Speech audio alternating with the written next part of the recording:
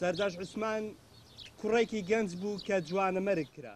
مەراسیمی یادی 14 ساڵەی تیرۆرکرانی ڕۆژنامەنووس سەردەشت عوسمانە کە ڕۆژی 4 ئایار واتە مانجی 5 ساڵی 2010 لە بەردەم زانکۆی سەلاحەدین ڕفێنرا و دوای 2 ڕۆژ بە کوژراوی تەرمەکەی دۆزرایەوە.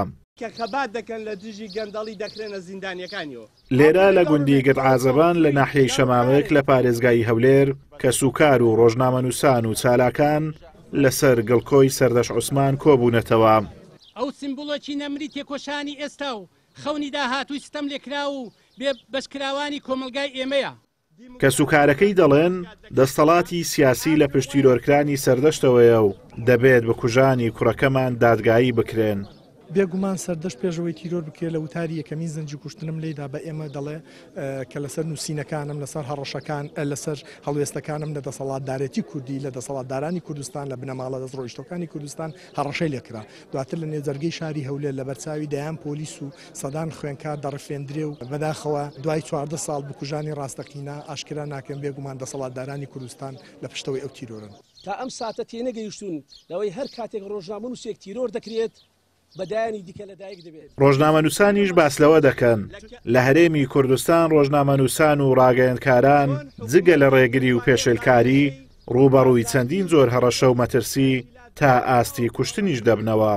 کابینە دوای کابینە ئەم دەسەڵاتە بێباکتر دەبی بەرامبەر بە ڕۆژنامەنووسان دەخۆ ڕۆژنامەنووسان لە هەرێمی کوردستان زۆر خراپە کە دەڵێم هەرێمی کوردستان مەبەستم تەنیا هەولێر نییە ئەوە سلێمانی و دووەچشە هەڵەبجەشە لە هەر شوێنێک ڕداوێکی بچوش ئاگرکەوتنە دەبێتەوە هێزە چەکدارەکان ئاسایشەوە پەلاماری ڕۆژنامەنووسان دەن ئەو وەگەڵی بڵێن ئان ئاگریان کردبێتەوە بەداخەوە دۆخۆ ڕۆژنامەنووسان زۆر خراپە لەسەر ئاسی نێودەوڵەتی ڕێکخراوە نێودەوڵەتیەکان ئاماژە پێ دەکەن ساڵانە و مانگانە.